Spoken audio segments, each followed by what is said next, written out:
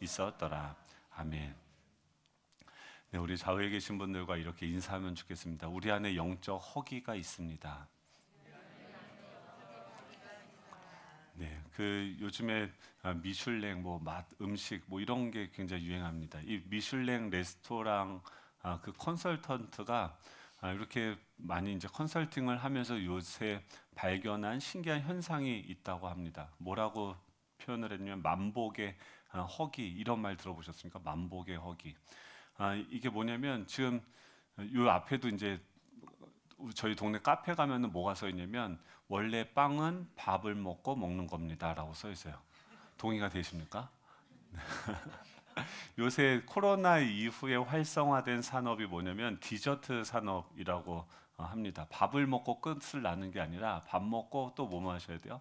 커피 마셔야 되고 커피 마시면서 뭘 먹어야 됩니까? 빵을 먹어야 돼요. 빵 먹고 또 끝나죠. 그 다음에 요새 엄청나게 그 디저트만 파는 가게들이 우후죽순 생겨납니다. 빵도 먹고 아이스크림도 먹고. 근데 시키면서 그 빵을 다 드십니까? 대부분 보면 빵을 다 드시는군요. 막 시키고선 또 남은 거를 싸갖고 집에 가기도 하죠. 그러니까 왜 이런 일이 일어나는가? 이 컨설턴트가 뭐라고 하냐면 이것을 만복의 허기다라고 이름을 붙였어요. 배는 완전히 찼는데도 뭔가 더 채우고 싶은 그런 허기감들이 지금 이 시대에 살아가는 우리 안에 있다라고 하는 것이죠. 저는 이 말씀 묵상하면서 그 말을 이렇게 적용하면 좋겠다 생각이 들었습니다. 우리 시대 우리 안에는 영적인 허기가 있다라고 하는 거죠. 물질적으로는 그 어느 시대보다 풍요롭지만 내면은 그 어느 때보다도 허전합니다. 이 성공이라는 코스 요리를 완벽하게 즐기고도 행복이라고 하는 디저트를 끊임없이 추가 주문하는 시대입니다. 하지만 그 어떤 디저트도 우리 영혼의 허기를 채우지 못하죠. 오늘 본문에 보면은 이 바울이 만난 이 아덴 사람들, 아테네 사람들도 마찬가지였습니다. 그들은 그 도시에 있는 사람들의 숫자보다도 더 많은 수의 신들을 섬기고 있었지만 그들은 알지 못하는 신이라는 신을 위한 제단을 따로 만들어야 했습니다. 왜냐하면 그렇게 많은 신들을 섬기지만 그것으로도 여전히 채워지지 않는 영혼의 어떤 갈급함이 있었기 때문입니다. 여러분도 혹시 날마다 뭐 계속해서 인스타나 페이스북에 계속 들어가는 거예요. 뭐 하나 올려놓고 계속해서 인스타나 페이스북에 좋아요 숫자를 확인하고 있지 않습니까? 여러분도 계속해서 이 유튜브의 스크롤을 계속해서 돌리면서 나도 모르게 뭔가를 계속 찾고 있지 않습니까? 여러분도 계속해서 스마트폰을 검색하면서 뭔가 더 뭐가 맛있는 게 없을까, 더 재밌는 게 없을까를 검색하고 있지 않습니까? 그게 무엇입니까? 바로 영적으로 배가 고픈 영적인 허기 증상이다라고 하는 것이죠. 오늘 이 바울은요, 그 영적인 허기 가운데 살아가고 있는 그 미지의 신을 찾고 추구하고 있는 그 아덴 사람들에게 자신이 믿고 있는 하나님이 어떤 분이신지를 소개하고 있습니다. 26절에 보면은 하나님은 어떤 분이시냐면 26절 우리 같이 한번 읽어볼까요? 시작. 인류의 모든 족속을 한 혈통으로 만드사 온 땅에 살게 하시고 그들의 연대를 정하시며 거주의 경계를 한정하셨으니 지금 하나님께서는요 뭐라고 얘기하면 우리가 찾도록 의도하셨다라고 이야기하는 거예요. 퍼즐을 맞춰 보신 적 있으십니까? 인생의 수만 가지, 수천 가지 그 퍼즐 조각들이 있는데 결국 그 조각들을 하나씩 하나씩 그 모양을 맞추다 보면 하나의 완성된 그림을 이루도록 하죠. 우리 인생도 마찬가지입니다. 지금 여기서 보면은 인류의 모든 족속을 한 혈통으로 만드셨는데 온 땅에 살게 하셨다라고 이야기합니다. 하나님은 우리 인생들을 퍼즐과 같이 만드셨어요. 어떤 사람들은 겉으로 보면은 뭐 흑인도 있고 백인도 있고 황인종도 있고 각양각색의 다양한 사람들이 있는데 그 모든 인류의 모든 족속을 한 혈통으로 만들었다라고 이야기하는 것이죠.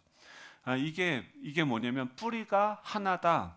2003년 게놈 프로젝트에서도 DNA를 이제 발견하게 되고 그것을 보니까 이것이 입증이 되어졌죠. 인류 전체 사람들의 겉모습이나 모양새나 이런 것들은 다 다른데 DNA를 보니까 다 똑같다는 거예요. 0.1% 미만만 조금 차이가 있지 거의 다 피부색도 다르고 언어도 다르고 문화가 다른데 모든 인류의 DNA는 하나다, 한 혈통이다, 한 뿌리다. 이 말은 무엇입니까? 우리의 뿌리는 한 가족이었다라고 하는 것이죠. 그런데 그 한 가족이었던 우리 뿌리를 온 땅에 살게 하셨다라고 하는 것은 뭐냐면 지금 온 땅에 흩어져서 다양한 그 환경과 다양한 기후와 다양한 문화 속에서 그들이 계속해서 자라가면서 흩어져서 다양하고도 다양하게 사는 그런 삶의 방식을 통하여서 이 하나님을 찾도록 하셨다라고 하는 것이죠. 하나님의 방법은 무엇이냐면 그들의 연대를 정하시고 거주의 경계를 한정하셨다라고 이야기합니다.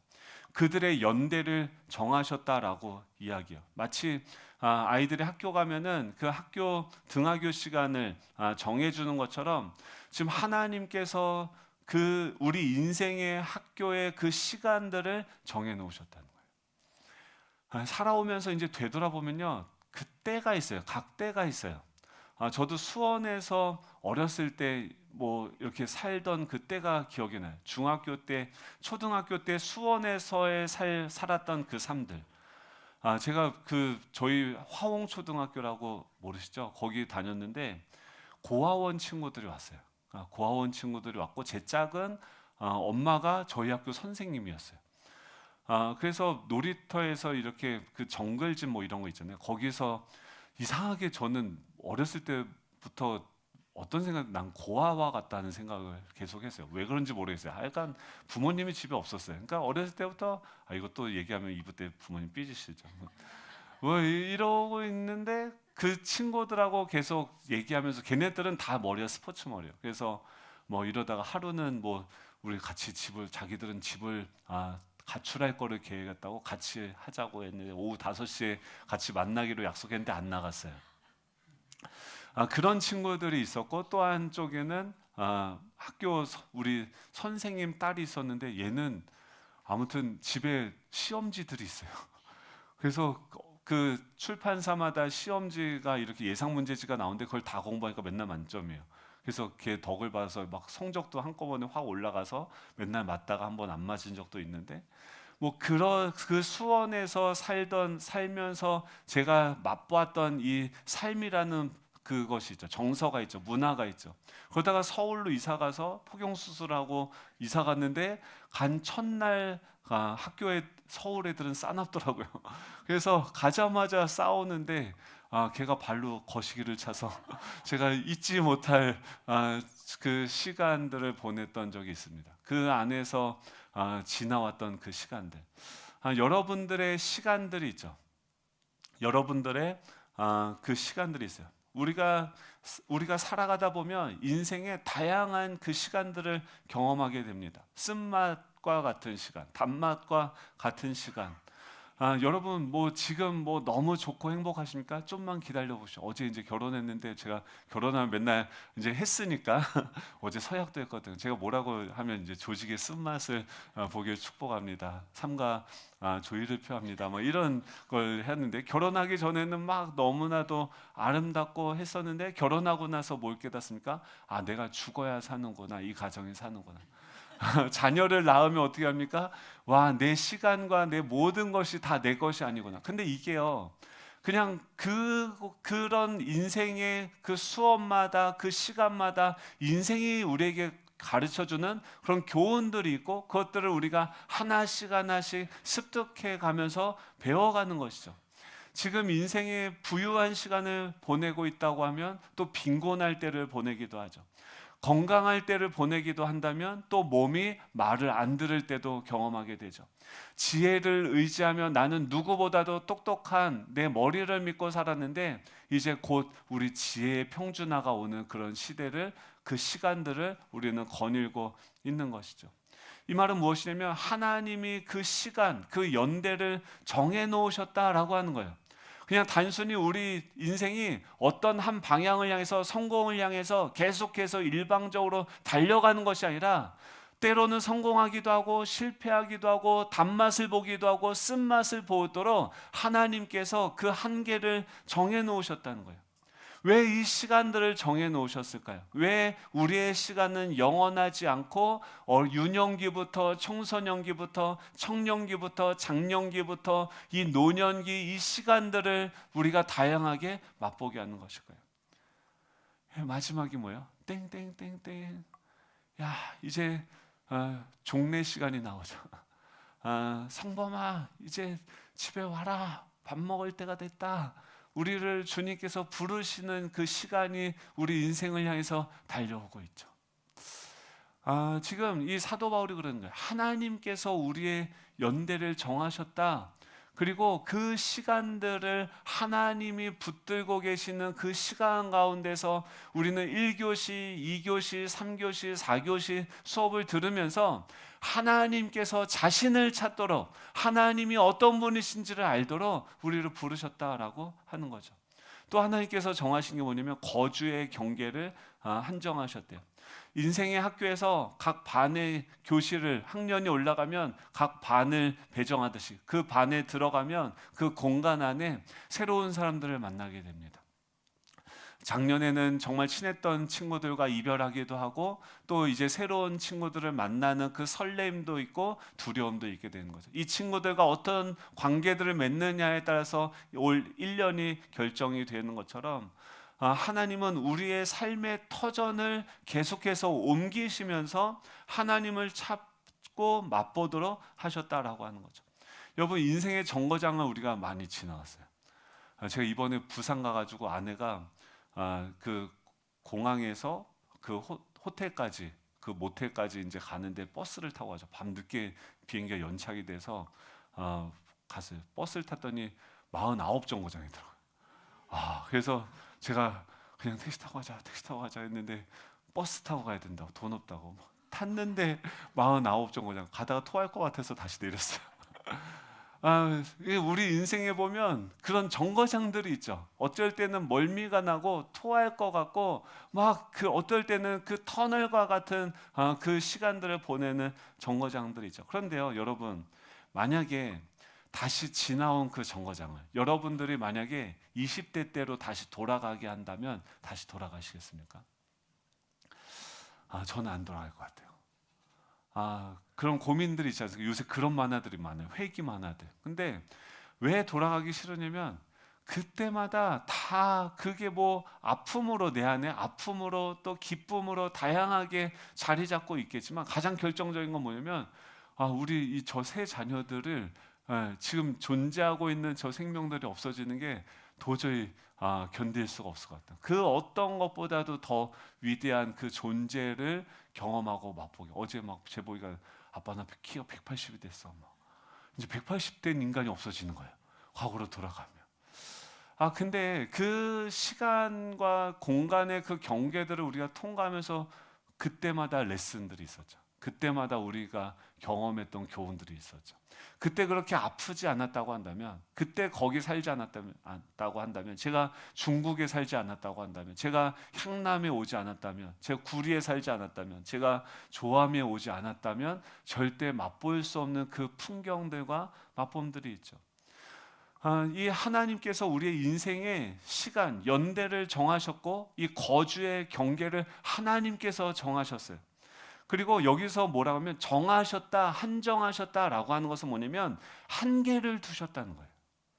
이 한계는 무엇이냐면 하나님은 우리 삶에 한계를 두게 하셨어요. 이 한계는 뭐냐면 우리가 하나님을 찾아가는 이정표입니다.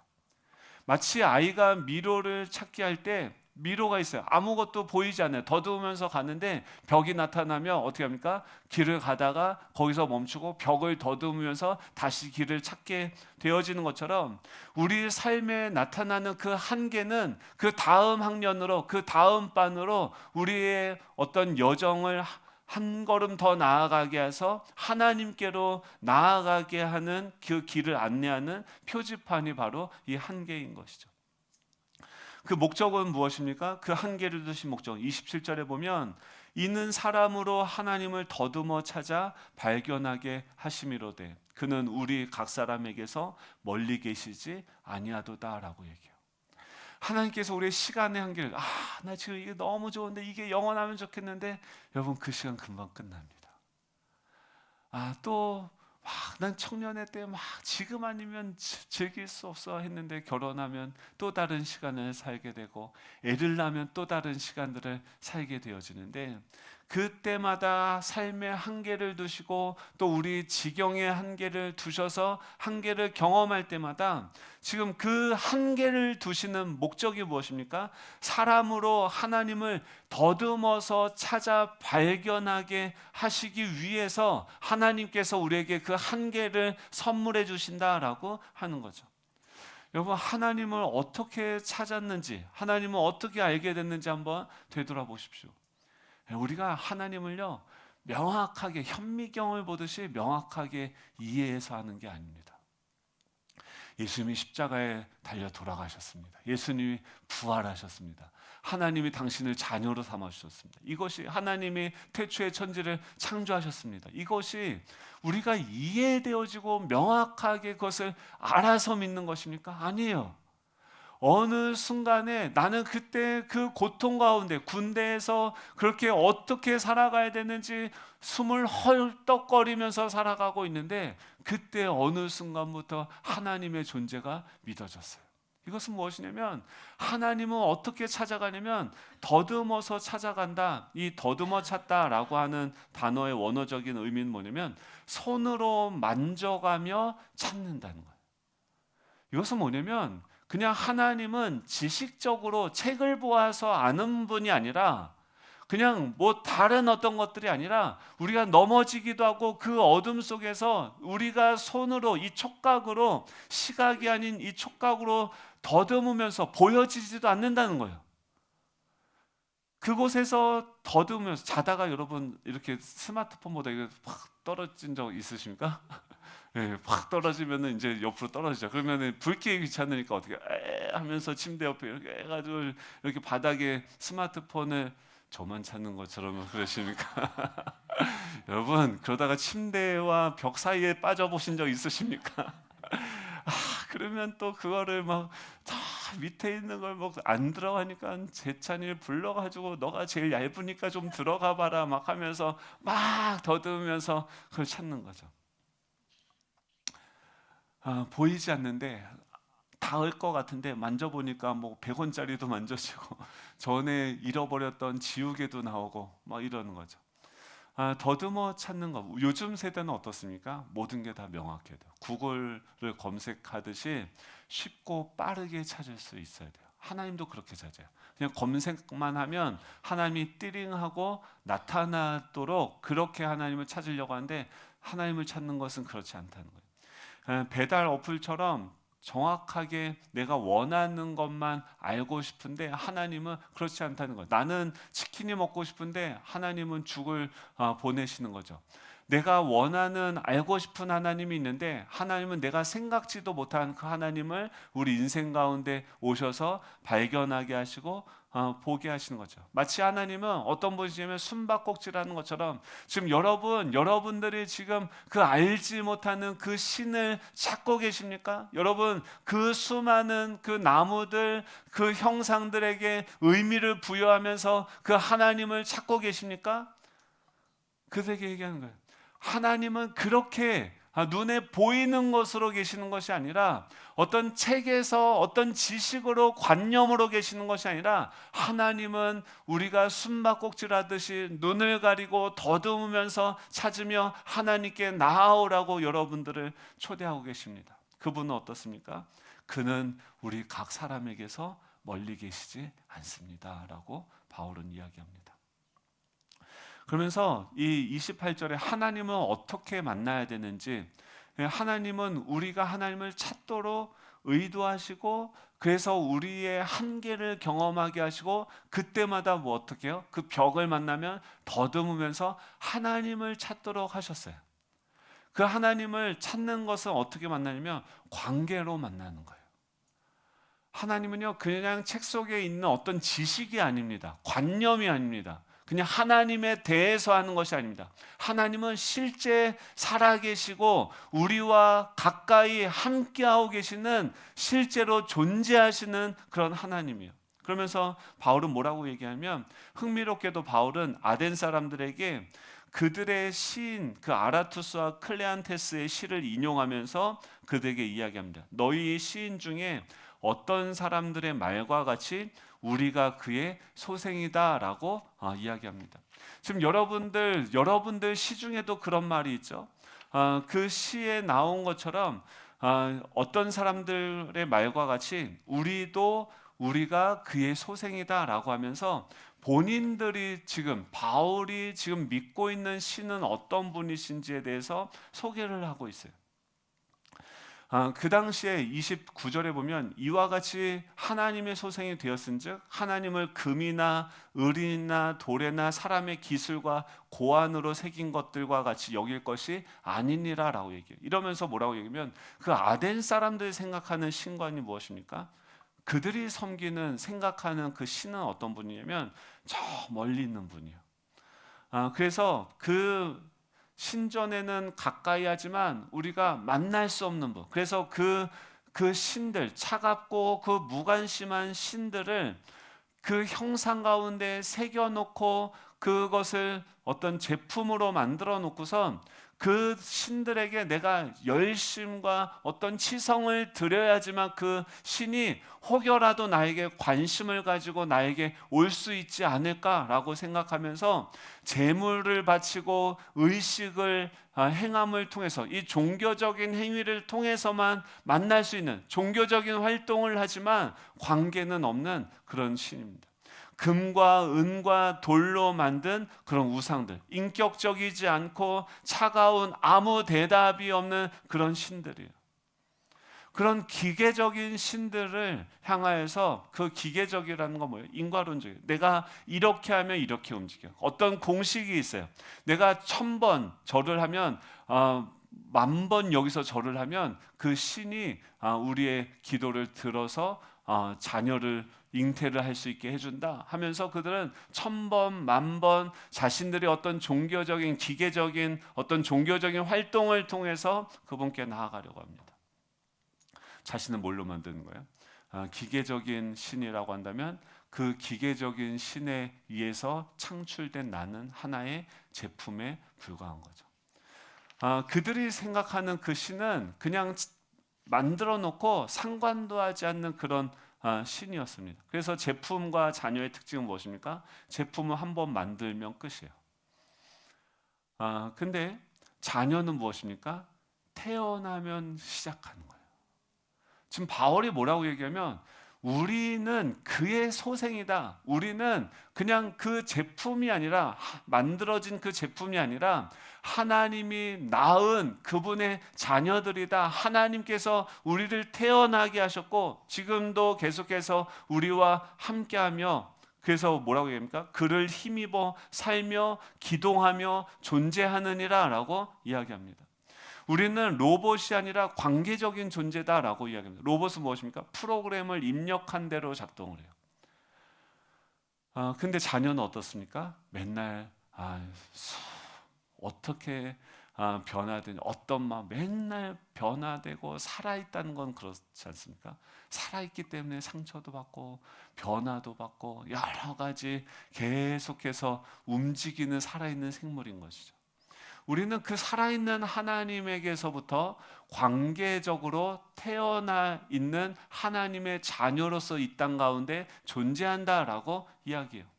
그리고 그를 힘입어서 살며 기동하며 존재한다. 그를 힘입어 산다는 것은 뭐냐면 지금 그분의 생명이 지금 내 안에서 움직이고 있어요. 심장이 뛰고 폐가 숨을 들이마셨다 내쉬었다 하면서 호흡하면서, 뭐 그런 찬양도 있죠. 아침에 해가 뜨고 저녁에 노을.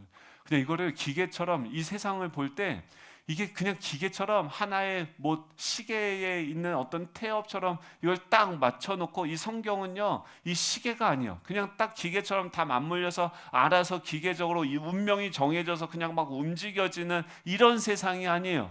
그들이 보고 있는 세상은 그런 세상이에요. 그래서 어떻게 저 시계가 돌아가는 원리를 알고 그것을 내가 깨달으면은, 그래서 거기에 맞춰 살면은 어떤 더 나은 삶을 살 수 있을까를 생각하는데, 우리가 보는 이 세상은 어떻습니까?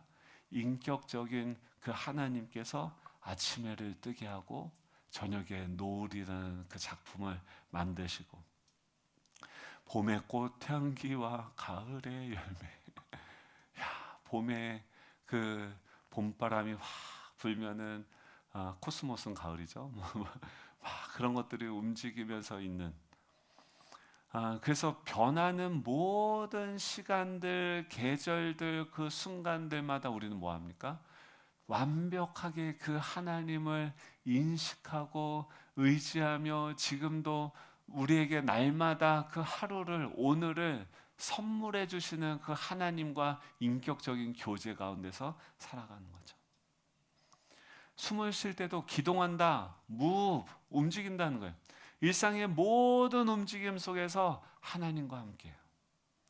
숨을 쉴 때도 하나님과 함께 숨을 쉬고, 생각할 때도 하나님은 어떻게 이것들을 생각하십니까? 라고 하나님으로 인해서 생각하고, 느낄 때도 하나님으로 인해서, 마치 물고기가 물속에 있듯이 우리는 하나님 안에 있다. 너희들은 알지 못하는 그 미지의 신을 섬기지만 우리가 믿는 그 하나님은 더듬으면서 촉각하면서 그 하나님을 찾게 하시고, 그 결과로 그 하나님과 인격적인 살아있는 그 만남과 교제 가운데 동행하면서 지금 우리는 살아가고 있다라고 하는 거죠. 여러분, 하나님을 아는 것은요 이 지식이 아닙니다.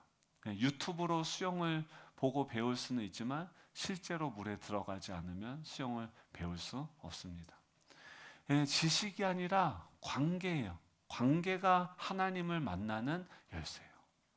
내가 아무리 많은 신학책을 읽고 어떤 하나님에 대한 지식을 안다 할지라도 그 하나님을 실제로 내가 부르고 그분께 기도하고 그분을 찬양하고 그분과의 어떤 살아있는 만남과 교제가 없다고 한다면, 그 신은 마치 아덴 사람들이 생각하던 저 멀리 있는, 우리를 만들어 놓고 움직이지 않는 그런 기계적인 신으로 생각할 수 있다라고 하는 거죠.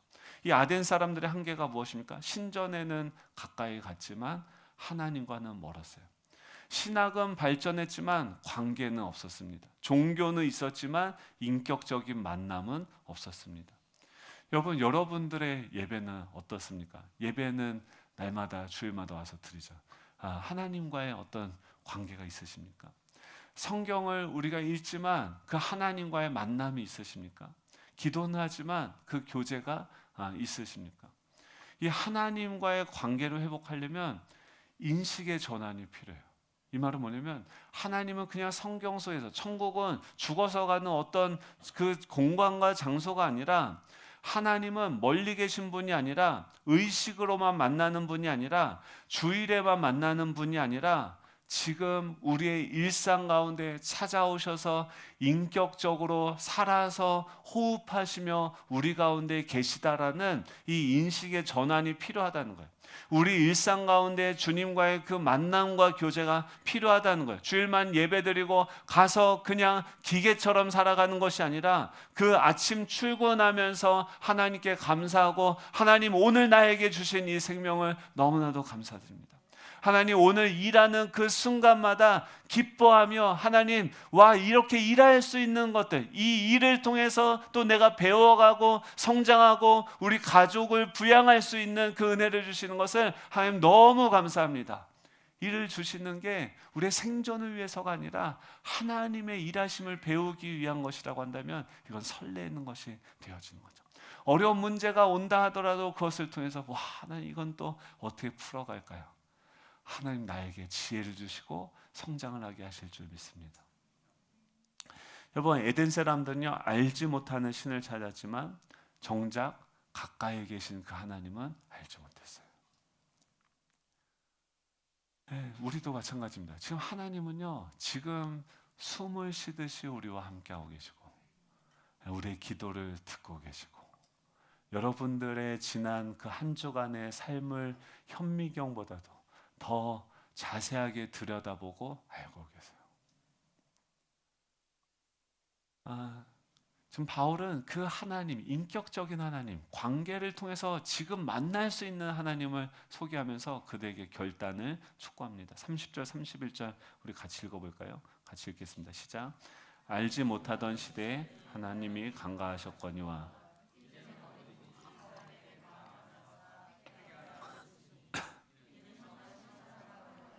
천하를 공의로 심판하는 날을 작정하시고 이에 그를 죽은 자 가운데서 다시 살리신 것으로 오늘 사람에게 믿을 만한 증거를 주셨음이니라 하신다. 아멘. 여러분 지금 하나님이 이런 분이 지금 우리를 살게 하고 기동하게 하고 힘있게 하는 하나님이 지금 나와 함께 하신다라고 소개합니다. 그래서 바울이 뭐라고 얘기하면 그분들에게 결단하라고 얘기해요. 내비게이션을 켜놓고 출발하지 않으면 아무리 좋은 목적지를 내가 안다고 하더라도 아무 소용이 없습니다.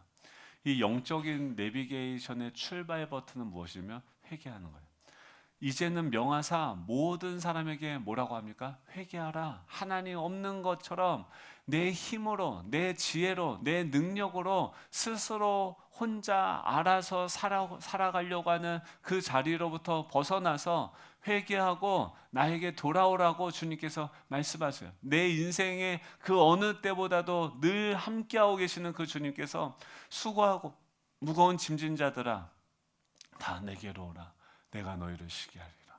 나의 멍에는 가볍고 쉬우니까 나에게 와서 배우고 나와 함께해라 라고 말씀하시는 거죠. 이제는이 뭐라고 얘기하는 것입니까? 더 이상은 이제는 무지함을 핑계할 수 없어요. 전에는 하나님은 몰랐어요. 근데 이제는 너무나도 잘 알죠. 오늘 예배 들었으니까 아시죠? 하나님 어떤 분이세요? 인격적인 분이세요. 살아계세요. 우리와 함께하고 계세요. 가까이 계세요. 아셨죠? 핑계댈 수가 없습니다. 이제 뭐 하는 거예요? 그 하나님을 알지 못하던 시간은 지나가세요. 이제 알지 못하는 신이 아니라 알려진 그 하나님을 이제는 알았으니까, 이제는 들었으니까, 이제는 결단하라고 이야기합니다. 아덴 사람들은 뭐라고 얘기합니까? 밀어요. 다음에 이 일에 대해서 내 말을 다시 듣겠다. 늘 정작 새로운 것을 추구하지만 정작 진리 앞에서는 뭐라고 합니까? 미루는. 제가 다음에 할게요. 미루는 이유들이 뭡니까? 좀 더 제가 연구해 보고요. 좀 더 생각을 해 보고요. 지금은 바빠서요. 그런데 미룬다는 것은 뭡니까? 사실상 거절하는 거죠. 부드러운 거부이죠. 공손한 무시이죠. 근데 지금 더 이상 미루지 말고 지금도 김수미 씨가 그렇게 갑자기 하루아침에 돌아가실지 어떻게 알았습니까? 지금 정하신 사람으로 하여금 천하를 공의로 심판할 날을 작정하셨다. 이 역사는 우리 인생의 이 역사는 목적이 있고 끝이 있습니다. 하나님이 부르시는 그 시간이 있습니다. 더 이상 미루는 것이 아니라 더 이상 내가 다음에 다시 그 말을 알겠습니다라고 하는 것이 아니라 지금 그들의 세계관은 무엇입니까? 이번 생이 끝나면 순환론적인 세계관이 시간관인데 그래서 이번 생이 있으면 또 이번 생이 망하면 다음 생이 있다고 하는데 우리 전생이 이런 게 있는데 순환론적인 시간관이 있는데 지금 그런 그들에게 사도 바울은 뭐라고 얘기하면 너의 인생은 한 번밖에 없고 하나님의 그 정해진 그 시간 안에서 잠깐 왔다가 다시 하나님 앞에 서는 것이다. 더 이상 뒤로 미룰 것이 아니라 지금 바로 이곳에서 결단하고 지금 너를 창조하시고 너와 관계를 맺고 싶어 하시는 그 하나님께 나아가야 된다. 이 신앙은 지식이고 어떤 정보가 아니다. 그 하나님께 회개하며 나아가고 그분과 교제하고 그분과 함께하는 거죠. 이거 어떻게요? 눈으로 안 보여요. 더듬어서 찾는다는 건 눈으로 안 보여요. 명확하게 아는 게 아니에요. 근데 벽이 있고 내 인생의 한계를 맞이했을 때 그것을 더듬으면서 찾다 보니까 미로에서 길이 보이고 거기 주님이 계시다는 것을 느껴지는 거예요. 여러분 어떠십니까? 여러분들은 이 사도 바울과 같은 그런 신앙생활을 하십니까? 아니면 이 아덴 사람들처럼 기계론적인 그냥 날마다 기계처럼 똑같은 삶을 반복하면서 살아가고 있으십니까? 예, 하나님하고 동행하면요, 날마다 똑같은 시간인 것 같은데 날마다 다릅니다. 똑같은 기도인 것 같은데 이번에 수영로교에 가서 새벽 1시까지 거기 있는 기도예요. 근데 와, 얼마나 감격이었는지 청년들이 다음 세대들이 다 와서 거기서 기도를 하는데 몇 시간을 저희들은 또 새벽 6시에 다시 와야 돼서 하다가 그냥 나와버렸어요.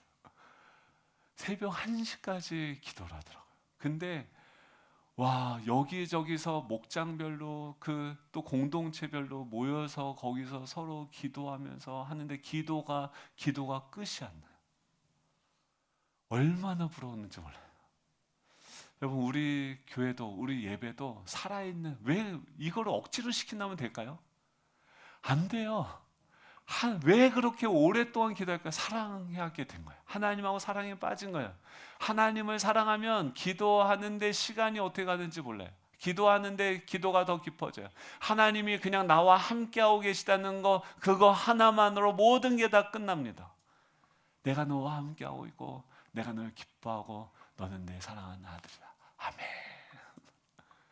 와, 그게 제 가슴속에 벅차게 충만해지는데 거기서 찬양하고 예배하는데 끝났어요. 여러분, 우리 삶의 모든 순간들, 모든 그 공간들 안에 그 하나님의 임재가 충만해지고 날마다 주님을 맛보고 경험할 수 있는 저와 여러분 되시기를 간절히 소망합니다. 그 하나님이 지금 우리 가운데 계십니다. 여러분, 시동을 거셔야 돼요. 그 기름도 있고 다 있는데 그 하나님께 회개하면서 이 시동 버튼을 누르지 않으면, 불꽃이 하나님의 그 성령의 불이 임하지 않으면 이 차는요 계속 있어요. 그럼 어떻게 해야 돼요? 내려서 내 힘으로 억지로 끌고 가야 돼요. 피곤한 인생입니다. 여러분, 시동을 거시면 그냥 기아만 바꿔도 차가 슥 나가기 시작해요. 하나님의 힘의 기동에서 그 하나님의 능력을 힘입어서 살아갈 수 있는 저와 여러분 될 수 있기를 간절히 소망합니다. 우리 찬양하고 기도하고 기원하는데요. 힘들고 지쳐, 이게 뭐예요? 하나님이 정해 놓으신 그 한계에 우리가 도달한 거예요. 더듬는데 벽이 있어요. 힘들어요. 지쳤어요. 아무것도. 여러분, 기뻐하십시오. 그때 더듬다 보면 하나님, 나 좀 살려주세요. 하나님, 나에게도 자녀를 주십시오. 하나님, 우리 자녀들이 예수님을 좀 믿게 해주십시오. 하나님, 이 가정이 좀 살아나게 해주십시오. 더듬으면서 하나님을 찾는데 일어날 힘이 전혀 없어서 내 인생의 한계를 경험해서 막 더듬으면서 하나님을 찾는데 두 손을 벌면서 주여 살려주십시오 기도하는데 하나님 오셔서 손을 잡아주시는 거예요. 기도하는데 하나님 오셔서 나를 안아주시는 거예요. 조용히다가 손 잡아주시면서 말씀하시면 우리 다 같이 일어나셔서 이 찬양하고 기도하고 마치도록 하겠습니다.